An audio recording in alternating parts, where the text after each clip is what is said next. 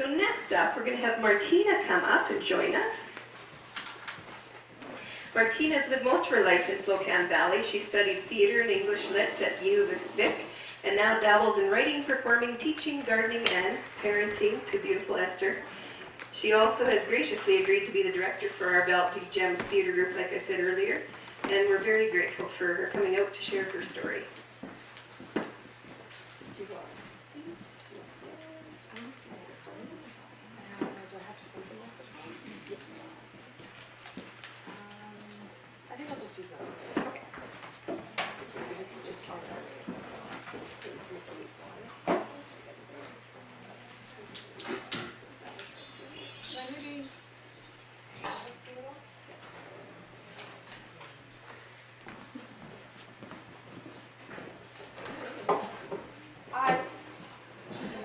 Apologies for my baby crying through the first ones. I'm Martina Avis, and in 2010 I lived in northeastern China, and I taught English there in a small city just north of Dalian, which is a city of 6 million. And it's located on the peninsula, right on the Yellow Sea, right across from the border of North-South Korea. And I'm just going to talk today about some of my experiences and observations there. And I too am going to read, so apologies for that. Can everyone hear me? Yeah. Okay. One of the first things that happened to me in China is that I got locked in my apartment. We arrived in the morning to Dalian International Airport. We were brought by private bus to the small fishing village of Manjitan, which you won't find on any map actually. It's called Jinshitan on maps, but it was locally known as Manjitan. The village was being turned block by block into a resort town, and each block was being literally plowed down and then rebuilt into large empty condos, hotels and malls, most of which would stand vacant until they fell into disrepair. After a short stop at the grocery store where I failed to identify any foods besides eggs, I finally discovered weeks into my visit that milk is sold in tiny opaque plastic baggies, and those baggies in turn are sold in cardboard boxes, so they're very hard to find. It was nearly 40 degrees out and extremely humid, so as soon as I was given the keys to my apartment, I got in the shower. And just as I was dressing, someone knocked at the door. It was a woman hoping I would employ her sister as a maid, as I understood for her, on the opposite side of the door. The door was a large metal contraption, and it had several unidentifiable levers and switches. And it took me 10 minutes in a panic attack to figure out how to open it. The first few weeks in China were predictably full of culture shock. There were stores with no lights on, the paint that came off of the walls when you touched it, and the mandatory visit to the hospital. I believe we went to the hospital to confirm that we had no pre-existing conditions, so that we were approved for our medical insurance that was paid for by the school. At the hospital, there were lines everywhere. I had an ultrasound and an EKG. In the room where they take your blood, there was a line up from the counter all the way back to the elevator. The line extended into the elevator, and the people on board kept pressing the open buttons on the door in order to keep the elevator open and ensure their place in line. At the front of the room was a counter and a glass window. A nurse sat behind the counter, and you extended your arm through a small window in the glass like at a ticket kiosk. Your arm rested on a towel, which had little dots of other people's blood on it. In the X-ray room, there were no lead drapes, and you pressed your whole body right up against the flat machine. But the funniest one was the urine sample. You took a cup into a stall and peed over a squat toilet. Then you emerged from the stall and stood over a garbage can that was overflowing with old pee cups. And you carefully poured your urine into 2 different vials, spilling a lot of it, of course. As I did this, I looked around at my colleagues who were all doing exactly the same thing. And I thought, This is the only job I've ever had where I've seen my coworkers' urine.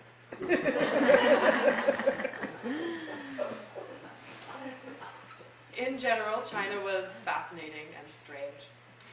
Sometimes on weekend I would take the light rail into the city. When getting on or off the train, people in Dalian form a cluster on each side of the door.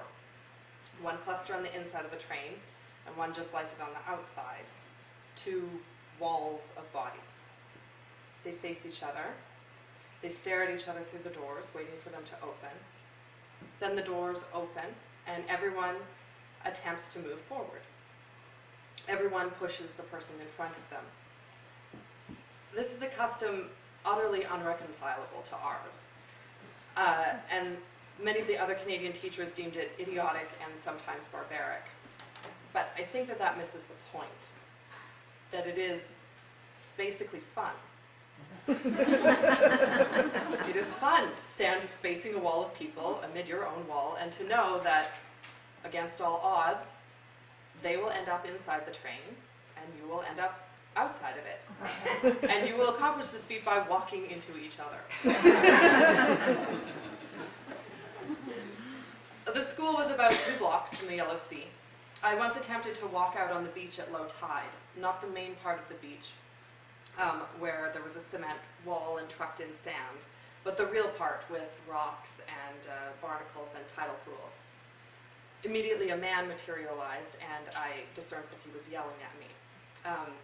China has protected tide pools, and only people authorized to harvest things from them or study them are allowed to step on them. This is, of course, very important. But my favorite part about this is that, at least in Dalian, in order to enforce this law, they employ a man to live on the beach. These men have tiny huts consisting only of a bed and a fireplace and lots of windows. And from there, they perform their task of watching the beach. They watch it all day, maybe most of the night. I don't think that they have other homes, or at least not ones that they return to at the end of the day. Their entire job is to stare out at the ocean and yell at ignorant tourists. They also keep large dogs. Around Christmas time, I went with 2 other female teachers to a local hot springs. It was somewhat like a spa. After you have a soak and you lie down on some heated stones, you were offered a paper underwear and a paper bra and a thick bathrobe, and you went upstairs to a room. The room had a really bright carpet, elevator music, and rows of large lazy boy chairs, each with a television attached to them. The television screen, it was a touch screen, had Chinese action movies, romances, reality TV, American movies, kids programming, games, and softcore pornography. Each one of these chairs came with a sleep mask and headphones. There was a concession that provided complimentary peanut butter and jelly sandwiches on white bread. Many people slept in these chairs overnight. I think this was because it was a high-class establishment, but it was cheaper than an upper-class hotel. At school, my boys chose their own English names. It was an all-boys school that I taught at. I taught a Voctor, a Cyclone, a Milk, a Sweater, and a Marlboro. The school was comprised of mostly Chinese kids with some Japanese and Korean, and students of a few other nationalities. In the school there was one Russian boy. He was known as Vlad. From what I could make out, he was the leader of some sort of gang. You could see him walking around, followed by a bunch of Chinese kids. He would always be smoking a cigarette, maybe carrying a beer bottle, vaulting over a fence, hopping into a dark car. The boys all wore the mandatory school uniform, a green tracksuit. It was hideous, and it was made of polyester. In the dead of winter, they were only allowed to wear 2 pairs of long underwear. Why this was included in the dress code, I have no idea. All long underwear had to be white. The Canadian principal would walk around the school asking the boys to unzip their jackets. He would mime this action because he spoke no Chinese and often they didn't speak any English, or not enough to understand him. And he would be infuriated if they were wearing anything besides the uniform and send them back to their dormitories. The use of Chinese was forbidden in the English classrooms and in the office of the school. I understood the basis for this rule, but I couldn't bring myself to enforce it, especially in drama, where my grade 10 students knew very little English and needed to communicate with each other quickly to make scenes and plays. One of my students, Victor, was particularly devoted to me. He would follow me from my one class to my next class, carrying my laptop for me. Victor had misspelled the name Victor on his application, and he owned the mistake. He was a quiet boy in class. His favorite movie was Julie and Julia, about Julia Child, starring Meryl Streep. He had been raised by a single mother, and both of his grandmothers who were both widowed. His paternal grandmother had been given 2 orphaned children to raise during the Cultural Revolution. She was not given a choice about taking the children. He was the son of one of them, and so was not biologically related to her, but they were very close. He didn't know his father.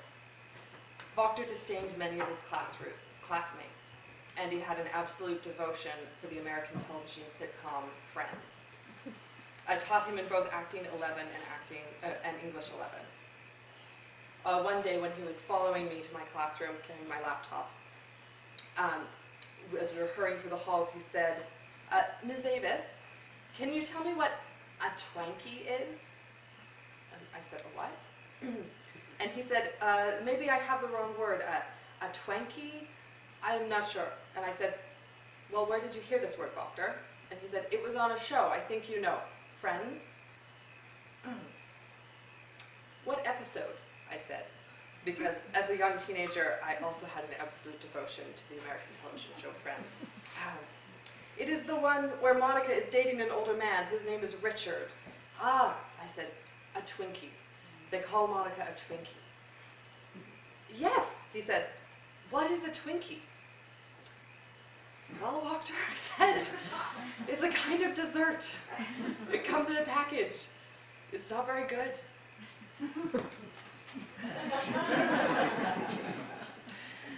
Victor would visit me after school on Thursdays in my office. It was from Victor that I learned the most about China. The school I taught at was a private school. It taught the BC curriculum, the same one we teach here, so that its graduates could go to school in Canada, the US, or Britain. The Chinese students who attended Dalian Maple Leaf International School were either there because they were not getting the grades in Chinese public school to make it to university, or because their parents were worried about the intense pressure put on kids in Chinese public school. In China, school is mandatory for 9 years, grades 1 through 9. Students are rigorously tested and ranked in each class from the very beginning of grade 1. Only students in the top 5 or 10, I'm not sure percent, are admitted to high school. And then only the very top of those students go on to university, and university is free to those select students. Students in Chinese public school study from 7 a.m. to 7 p.m. every day, Dr. said, and have 4 to 5 hours of homework each night. Most students in high school attend cram schools on the weekends and holidays, taking only a few days off during the whole year. It is an intense system, to say the least. Some of my students had failed out of these schools, but their parents had the money for private school. These students were less zealous about their grades. Some students were there because their parents did not like the stress they were under in the public system. Some of these students came from middle-class families, and they often worked harder knowing the sacrifice their parents had made to get them there. In theory, we were not supposed to engage the students in political discussion, but the teachers broke this rule all the time. The students were very curious about our views on politics and eager to share their own views. They liked to argue. Twice I had students attempt to argue that Hitler was a good leader because of the power that he brought to Germany. I think this was just meant to be one of those arguments that's too shocking for grown-ups to handle rather than in a cultural representation. The way kids in Canada tell dead baby jokes. They do that, by the way. The student name Milk, was short and energetic and always smiling. He was the one who first managed to put into words the way the students said they generally felt about the country. He said, "China does not care about one person, but it tells us that what is best for the country, best for us, is that the country is strong, and we believe it, so China cares about us." The students were shocked to learn from me that Canada does not have the death penalty. The number of executions in China is a state secret. There are posters that show criminals who will be executed and detail the crimes they commit to deter other criminals. One day I was talking to the kids about WikiLeaks, which was a story big in the Western news at the time, but not so prevalent in China. Milk put up his hand and asked, with trepidation, "Ms. Avis, do you know about 1989? I knew that he was talking about the Tiananmen Square massacre, during which tanks gunned down students and unarmed civilians who had been occupying the square in Beijing in a peaceful protest. China has attempted to delete this incident from its past. It is not taught in school. It is censored from all websites and books in China. An online search of the massacre would get you nowhere if you were searching it from beyond the Great Firewall of China." I waited until after class to answer Milk's question, and I told him that yes, I knew, and as he suspected, most people in the rest of the world do know about the incident. He had been told about it by a Chinese teacher at the school who had visited Canada and learned about the massacre. Milk was bewildered. He asked, why does China not tell the people what happened? I remembered his previous statement, and I said, China probably believes that China will be stronger if the people do not know, and this is better for the people. He accepted that answer. Of all the students I met, the only one who expressed his complete disillusionment with China was Gavin. He, like most kids in China, had been predominantly raised by his grandparents. His grandfathers were both intellectuals in Beijing before the Cultural Revolution. During the Cultural Revolution, they were relocated to the countryside and trained to be farmers. They had not been executed or persecuted as many of the intellectuals had been because they supported Mao and the movement 100%, and they were very excited to be upholding the communist ideals. They gave everything up for it, and when one of these men had a son and the other one had a daughter, they encouraged their marriage. And the product of this marriage, the only child, as most children in China are, was Gavin. His grandfathers had believed in Mao's revolution and had seen China through the communist ideals and into its current capitalism. Today, China is a politically communist country, but kind of only insofar as the United States is a democratic country. Capital interests. It's widely accepted, right? Capital interests are at play in every state decision. Of course, it still retains many communist laws and is, technically communist. As a teacher, I came across one of these communist laws, the photocopy laws. I had to photocopy many things in China, of course, handouts, poems, short stories, tests, scripts, etc. And everything that is photocopied in China must be examined to make sure that it is not anti-communist propaganda or something else, by a trained photocopy person. Our photocopy room at school was run by Mr. Ge. He was short and stout, and he spoke no English, and I was forever getting backwards the numbers in Chinese and winding up with 24 copies instead of 42. He kept many plants in his room, and when he wasn't busy, he was either watering them or reading a little book of Mao's quotations. The photocopy room was long and narrow, and as you slid your way between the machines and the shelves to pick up your copies, Mr. Ge would stand close behind you and sometimes run a hand over your hips or your waist.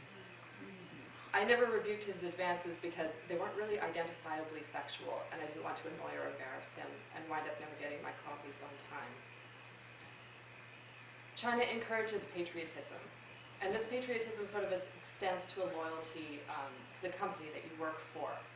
The companies make China's economy strong, and therefore they're good for the country, and so you show loyalty to your company as well as to the country. Every Monday morning we had a flag ceremony. 2 boys would be chosen to raise the flag of China, and the whole school, over 1,000 students in total, sang the Chinese national anthem, and then they would raise the Canadian flag and they would sing our Canadian anthem, or we would sing it. Then they would raise the school's flag and we would sing the school song.